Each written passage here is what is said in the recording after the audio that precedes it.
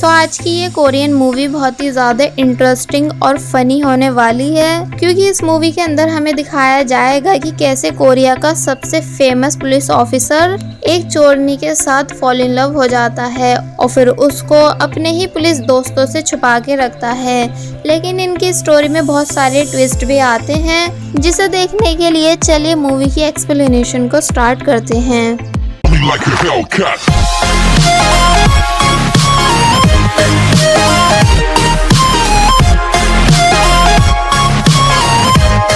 Movie की starting में पहले हमें इस मूवी के मेन कैरेक्टर को दिखाया जाता है, जिसका नाम है टाई। टाई एक बहुत ही शातिर पुलिस ऑफिसर है जो क्रिमिनल्स को पकड़ने में माहिर है एंड वो अपनी एंट्री पर कहता है कि क्रिमिनल्स को पकड़ने के लिए बस एक चीज की जरूरत होती है और वो है दिमाग। और वहीं दूसरी तरफ हमें इस मूवी की फीमेल लीड को दिखाया जाता है, जिसका नाम है सोजिन, जो कि अपने हाथ में एक पॉट पकड़ के कहीं जा रही होती है। नेक्स्ट सीन में हमें पुलिस स्टेशन दिखाया जाता है, जहां जनरल मैनेजर यानी मिस्टर जो आते हैं और बताते हैं कि पिछले 3 महीने में 6 लोग मिसिंग हुए हैं और 5 की डेड बॉडीज मिली हैं, पर इसके खिलाफ हमारे पास कोई सबूत नहीं।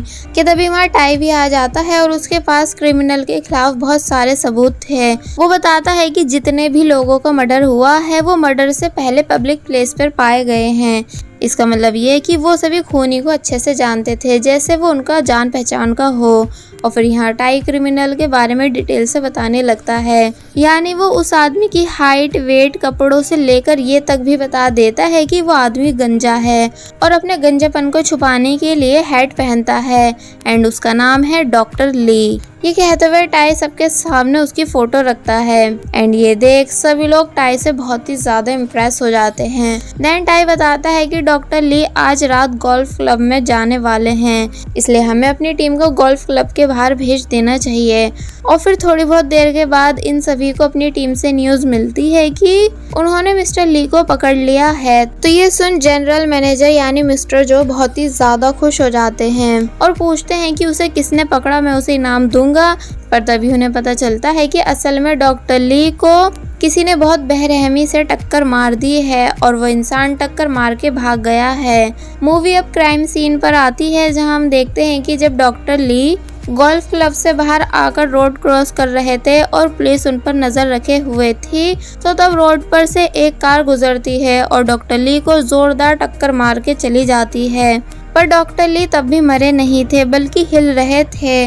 तो तब वो कार रिवर्स होती है एंड डॉक्टर ली को फिर से टक्कर मार के भाग जाती है, जिस वजह से अब डॉक्टर ली की कंडीशन बहुत ही ज़्यादा सीरियस हो चुकी थी। नेक्स्ट सीन में पुलिस डॉक्टर ली को लेकर हॉस्पिटल आती है, जहां टाई नॉनस्टॉप डॉक्टर ली से पूछ रहा होता है कि आखिर 6th मेंबर की बॉडी कहाँ है। तो ये देख डॉक्टर टाई के ऊपर चिल्लाते हैं, क्योंकि डॉक्टर ली बोलने की हालत में नहीं थे। पर टाई मानता नहीं, क्योंकि उसे जवाब जानकर अपना प्रमोशन हासिल करना था, जो अब रुक सकता है। तो ये बात मीडिया वाले भी नोटिस कर लेते हैं और टाई पर इल्जाम लगाने लगते हैं कि वो ह्यूमंस राइट को फॉलो नहीं कर रहा है। अब इसी टाइम टाई के पास एक कॉल आती है कि आखिरकार 6th मेंबर की भी डेड बॉडी मिल चुकी है। तो ये सुन वो बहुत ही ज्यादा खुश हो जाता है एंड मिस्टर जो के साथ अपनी फोटो क्लिक करवाता है। बट नेक्स्ट डे टाई को प्रमोशन अब भी नहीं मिलता, क्योंकि डॉक्टर ली को पकड़ने वाला वो नहीं था, बल्कि वो इंसान है जिसने डॉक्टर ली को कार से टक्कर मारी थी। इसलिए मिस्टर जो टाई से कहते हैं कि अगर तुम उस कार वाले पर्सन को पकड़ लाओ तो फिर तुम्हें पक्का प्रमोशन मिल जाएगा। जिस बात को सुन टाई तुरंत ही उस कार वाले पर्सन को ढूंढने में लग जाता है, जिससे उसे पता चलता है कि कार की ओनर एक सोजिन नाम की लड़की है। टाई उसका एड्रेस निकालता है और उसे पकड़ने निकल जाता है। नेक्स्ट सीन में टाई सोजिन के घर के बाहर पहुंच जाता है, जहां उसे उसी नेम प्लेट की मर्सिडीज भी दिखती है जिसने डॉक्टर ली को टक्कर मारी थी। वेल अब टाई सोजिन के गेट के बाहर पहुंचता है, पर गेट पहले से ही खुला हुआ था। टाई छुपके से अंदर जाने लगता है कि तभी उसी टाइम एक फूड डिलीवर बॉय भी वहां आ जाता है। उस डिलीवर बॉय को लगता है कि टाई इस घर का ऑनर है जिसने ये फूड ऑर्डर किया है, इसलिए वो टाई से पैसे मांगता है जो कि टाई को ना चाहते हुए भी देने पड़ते हैं। टाई धीरे धीरे से घर के अंदर आता है और अचानक उसे एक लड़की दिखती है। टाई समझ जाता है कि ये सोजिन ही है, इसलिए वो उसे आवाज लगाकर कहता है कि वो उसे अरेस्ट करने आया है, मगर सोजिन की तरफ से कोई जवाब नहीं आता क्योंकि उसने एयरफोन्स लगा रखे थे। फिर जब सोजिन टर्न होती है, मगर फेस मास्क की वजह से टाई सोजिन का चेहरा नहीं देख पाता। टाई बताता है कि वो पुलिस डिपार्टमेंट से है और सोजिन को हिट एंड रन केस के लिए अरेस्ट करने आया है। तो ये सुन सोजिन अंदर जाती है और तैयार होकर बाहर आ जाती है पुलिस स्टेशन जाने के लिए। बट सोजिन ने अभी भी अपना फेस मास्क नहीं उतारा था। टाई उससे मास्क हटाने को कहता है पर सोजिन मास्क नहीं उतारती। तो फिर टाई खुद से उस मास्क को हटाने की कोशिश करने लगता है। तो इस पर सोजिन कहती है कि क्या तुम मुझे देखने के बाद खुद को संभाल पाओगे। तो ये सुन टाई हंसने लगता है और बोलता है कि अच्छा, तो क्या तुम खुद को ब्यूटी क्वीन मानती हो? जरा देखो तो मैं भी तुम्हारा ब्यूटीफुल फेस। और फिर जब जैसे वो सोजिन का मास्क हटाता है तो वो उसे हैरानी से देखता ही रह जाता है क्योंकि ये लड़की टाई का 10 साल पुराना प्यार है जिसे वो आज भी बहुत ही ज्यादा मिस करता था। और फिर हमें पास्ट का एक सीन दिखाया जाता है जिसे देख हमें पता चलता है कि पहले ये दोनों एक दूसरे के बहुत ही ज्यादा क्लोज थे। और फिर अब सीन प्रेजेंट में आता है जहाँ टाई सोजिन के घर में बैठा है और पूछता है कि क्या तुमने अपना नेम चेंज कर लिया। तो ये सुन वो कुछ नहीं बोलती और फिर रेडी होने के लिए अंदर चली जाती है। जिसके बाद अब ये दोनों कार में होते हैं जहाँ टाई बताता है कि एक तरह से सोजिन ने उस सीरियल किलर को टक्कर मार के अच्छा काम किया। तो ये सुन वो खुश होने लगती है। पर जब टाई सोजिन से उसके ड्राइविंग लाइसेंस के बारे में पूछता है कि क्या वो तुम अपने साथ ले आई हो क्योंकि तुम्हें अपना ड्राइविंग लाइसेंस पुलिस स्टेशन में दिखाना होगा। बट जब जैसे सोजिन ने बताया कि उसके पास कोई ड्राइविंग लाइसेंस नहीं बल्कि वो तो खुद ड्राइविंग सीख रही है, इसलिए उस रात कार चला रही थी। तो ये सुन टाई काफी बुरी तरह शॉक हो जाता है एंड कार को साइड में रोकता है क्योंकि बिना ड्राइविंग लाइसेंस के कार चलाने पर पुलिस अब सोजिन को छोड़ेगी नहीं। पर अब क्योंकि सोजिन को कोल्ड था इसलिए ये दोनों साथ में कफ सिरप लेने एक मेडिकल स्टोर आते हैं जहां सोजिन अजीब हरकतें कर रही थी, यानी वो एक रेड बुल की बोतल को नीचे से उठाकर अलमारी पे रख देती है। और फिर ये दोनों वापस कार में आते हैं कि तभी टाई के पास एक कॉल आती है जिसे सुन वो तुरंत भागता हुआ वापस अपने घर आता है क्योंकि टाई की मिस्टेक की वजह से उसके घर का पानी लीक हो रहा था जिस वजह से उसे करंट भी लग जाता है। और फिर सोजिन टाई की हेल्प करवाती है उसके घर को क्लीन करवाने में। देन घर को क्लीन करने के बाद जब ये दोनों फाइनली पुलिस स्टेशन जाने के लिए खड़े होते हैं तो तब टाई नोटिस करता है कि सोजिन के कपड़े गीले हो चुके हैं। और अब क्योंकि सोजिन को कोल्ड भी है इसलिए इस हालत में सोजिन का पुलिस स्टेशन जाना ठीक नहीं होता, इसलिए वो सोजिन को उसके घर में रुकने के लिए बोलता है क्योंकि अगर वो अपने घर गई तो कोई और पुलिस ऑफिसर उसे अपने साथ पुलिस स्टेशन ले जाएगा और फिर सोजिन की ड्राइविंग लाइसेंस वाली बात सभी के सामने आ जाएगी और फिर उसे जेल भी हो जाएगी। जबकि टाई ऐसा बिल्कुल नहीं चाहता, इसलिए वो डिसाइड करता है कि वो सोजिन को कुछ दिन अपने घर ही रहेगा जब तक कि वो उसका फेक ड्राइविंग लाइसेंस बनवा नहीं लेता ताकि सोजिन को जेल जाने से बचा सके, जिस बात के लिए सोजिन भी मान जाती है। और फिर अब ये दोनों साथ में बैठकर बातें करते हैं कि तभी सोजिन टाई का एक बहुत ही एक्सपेंसिव और जान से प्यारा टॉय उठाकर पूछती है कि क्या तुम्हें खिलौने पसंद हैं, जिस पर टाई बताता है कि हाँ, इन्हें कलेक्ट करना मेरी हैबिट है एंड साथ ही ये बहुत ही ज़्यादा एक्सपेंसिव और रेयर हैं। यानी इस मॉडल के टॉयज पूरी दुनिया में सिर्फ 100 हैं जिसका एक मॉडल मेरे पास है। कि तभी सोजिन से गलती से उस टॉय का हाथ टूट जाता है तो ये देख टाई बहुत ही ज़्यादा बुरी तरह शॉक हो जाता है, पर फिर वापस बैठ के अपने दिल पर पत्थर रखकर कहता है कि चलो कोई नहीं, मैं इसे ठीक कर लूँगा। जिस पर सोजिन कहती है कि नहीं नहीं रुको, मैं इसे अभी ठीक करती हूँ। और फिर तभी वो उस टॉय की बॉडी को भी तोड़ देती है। तो ये देख टाई एक बार फिर काफी बुरी तरह हैरान हो जाता है एंड गुस्से में उसका पूरा फेस तक रेड हो जाता है। तो ये देख सोजिन डर के मारे हंसने की एक्टिंग करने लगती है और फिर सोफे पे जाकर सो जाती है। जिसके बाद अब टाई उस टॉय को सुपर ग्लू के साथ जोड़ने की कोशिश करता है, पर तभी सोजिन के अचानक ही खास देने की वजह से वो गलती से उस टॉय के हाथ को उसके सर से जोड़ देता है और फिर से बहुत ही ज्यादा गुस्सा होने लगता है, क्योंकि ये टॉय टाई के लिए उसकी जान से ज्यादा प्यारा था, जिसे वो किसी को छूने तक नहीं देता था। पर आज देखो इस बेचारे की क्या हालत हो गई।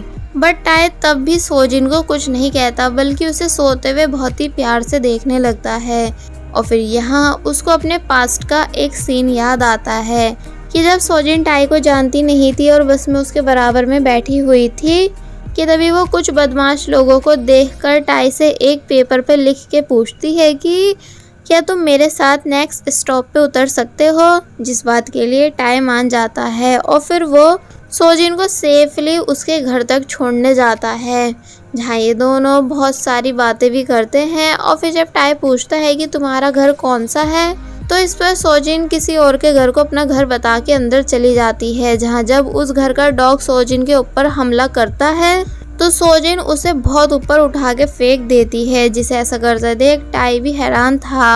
और फिर टाई के वहाँ से जाने के बाद सोजिन भी उस घर से निकल के चली जाती है। वेल अब सीन प्रेजेंट में आता है, जहाँ टाई अपने दोस्त यानी ऑफिसर पार्क के साथ बैठ के लंच कर रहा था। ऑफिसर पार्क पूछते हैं कि सोजिन का क्या रहा, मतलब कि क्या तुम्हें वो मिली, क्योंकि मैं भी उसको ढूंढ रहा हूँ। तो इस पर टाई कहता है कि बस 2 दिन और रुक जाओ, फिर वो खुद से हम सभी के सामने सरेंडर कर देगी।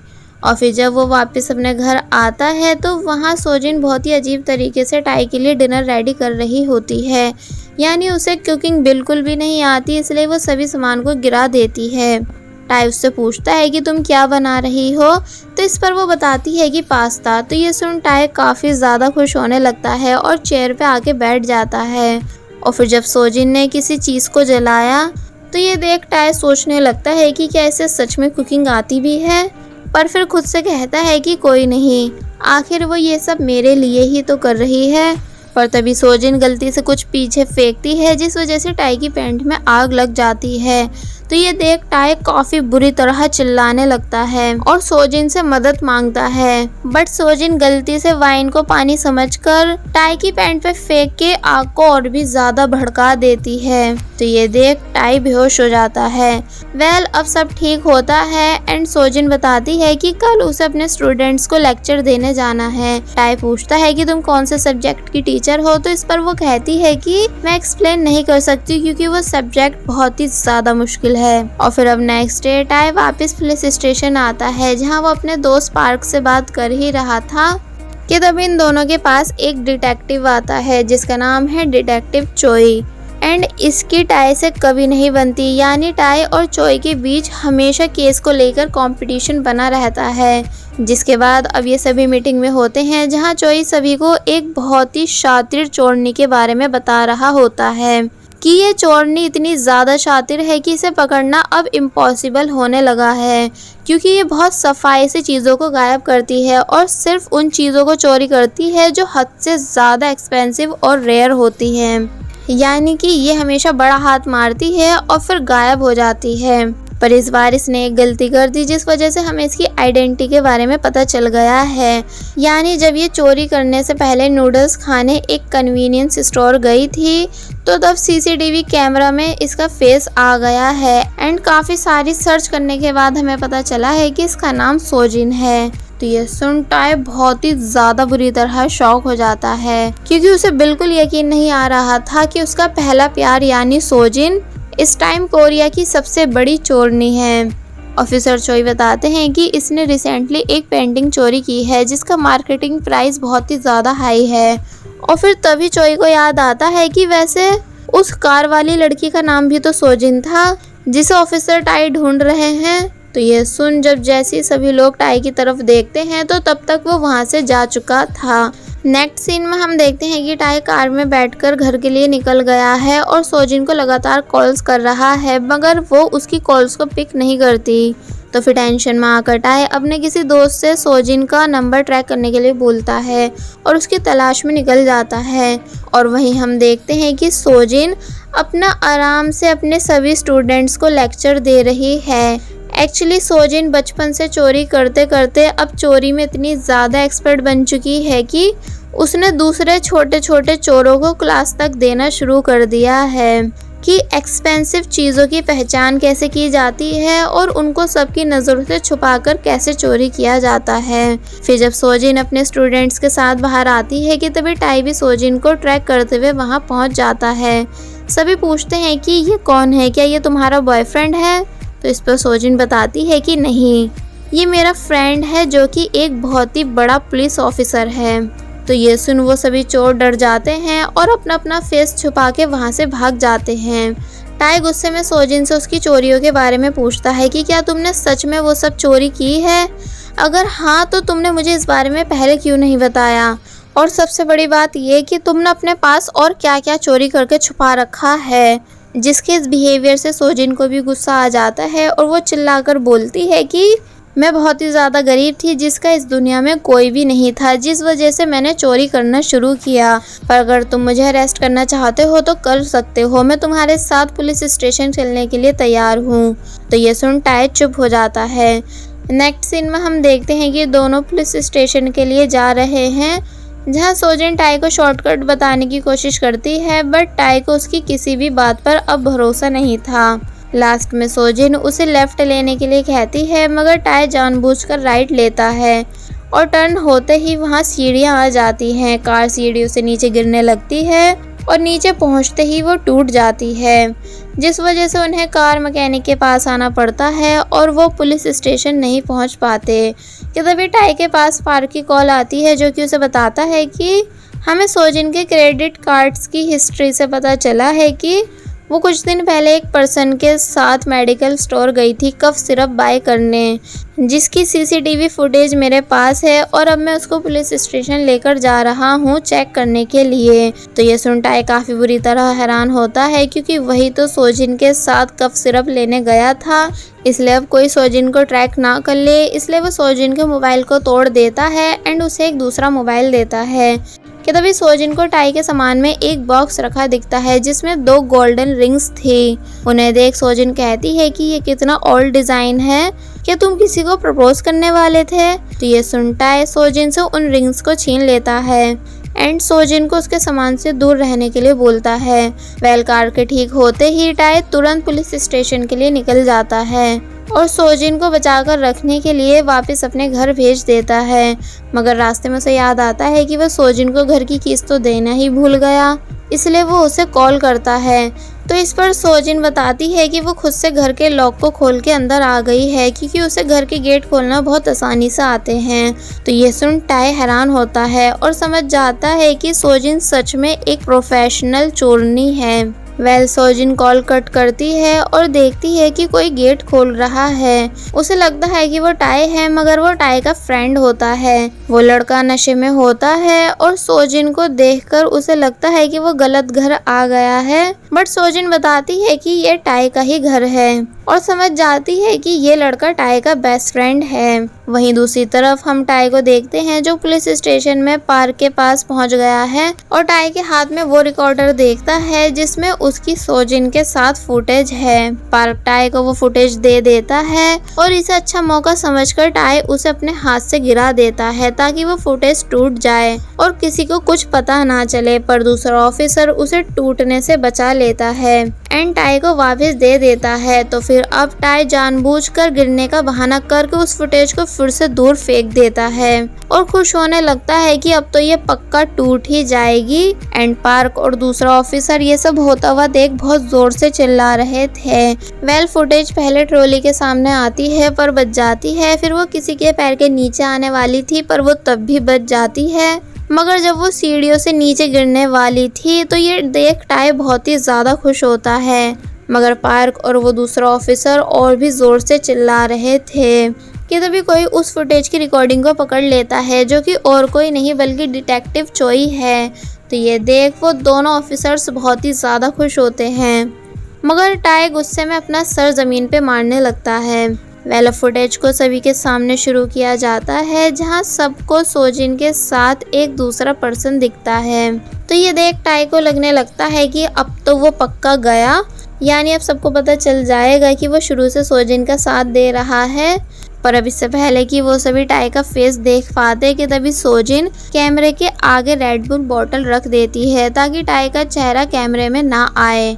तो ये देख सब हैरान होते हैं इंक्लूडिंग टाई। एंड ये सब देख मिस्टर जो बोलते हैं कि क्या ये दोनों यहाँ रेड बुल बॉटल का ऐड देने आए हैं, क्योंकि देखो तो इसमें ये दोनों कैसे रेड बुल बॉटल को खोलने की एक्टिंग भी कर रहे हैं। तो ये सुन वो सभी लोग उनकी बेवकूफ़ी भरी बातों पर हंसने लगते हैं, पर फिर तभी अपनी हंसी पे कंट्रोल करते हैं क्योंकि मिस्टर जो को बिल्कुल पसंद नहीं कि कोई उनकी सीरियस बातों पे हंसे। नेक्स्ट सीन रात का होता है जहां हम देखते हैं कि सोजिन और टाई का दोस्त बैठकर ड्रिंक कर रहे हैं। वो सोजिन को बताता है कि तुम्हारे जाने के बाद टाई बहुत ही ज़्यादा रोता था और परेशान भी रहने लगा था क्योंकि वो तुम्हें सच में बहुत ही ज़्यादा लाइक करता था। एंड वो पुलिस वाला भी इसलिए बना क्योंकि तुमने एक बार उससे कहा था कि तुम्हें पुलिस ऑफिसर्स पसंद है। तो ये सुन सोजिन हैरान रह जाती है और फिर वापस घर आकर इस बारे में सोचने लगती है। देन वो टाई की स्केच बुक देखती है जिसमें टाई ने सोजिन के काफ़ी सारे स्केचेस बना रखे थे। सीन एक बार फिर पास्ट में आता है जहाँ सोजिन टाई के साथ घूम रही है। तभी वो टाई से गाना गाने को बोलती है। टाई को पब्लिक में गाने गाने से शर्म आ रही थी, पर सोजिन के नाराज हो जाने की वजह से वो पब्लिक में गाना गाने लगता है और फिर गाते गाते वो इतना ज़्यादा खो जाता है कि उसे अपने आसपास का बिल्कुल ध्यान नहीं रहता। और जैसे ही फिर वो अपनी आईज ओपन करता है तो वो देखता है कि सोजिन वहाँ से गायब है एंड पब्लिक उसके ऊपर हंस रही है, जिस वजह से टाई को बहुत एम्बैरेसिंग फील होता है। कि तभी वो देखता है कि सोजिन सामने खड़े होकर एक पुलिस ऑफिसर से बातें कर रही है। तो ये देख टाई को बिल्कुल अच्छा नहीं लगता और उसे यहाँ बहुत ही ज़्यादा गुस्सा आता है। बस में भी वो सोजिन से दूर बैठा रहता है, बट सोजिन उसे अपने पास बुलाती है और पूछती है कि क्या तुमने कभी किसी को किस किया है। तो इस पर टाई मना कर देता है। सोजिन उसे आगे बढ़कर किस करने को कहती है। तो ये सुन जब जैसी टाई शर्माते हुए सोजिन को किस करने ही वाला था, मगर तभी बस ब्रेक की वजह से टाई गलती से सोजिन की आईज पे किस कर देता है। तो फिर तब सोजिन खुद से टाई को किस करती है एंड ये इन दोनों का एक मेमोरेबल मोमेंट बन जाता है। और बस फिर इसी के साथ पार्ट 1 यहीं पर एंड हो जाता है।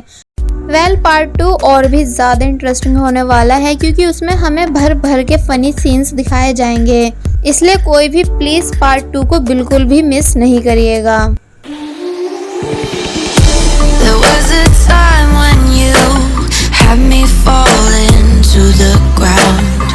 For next part, please subscribe my channel and hit the bell icon. Thank you.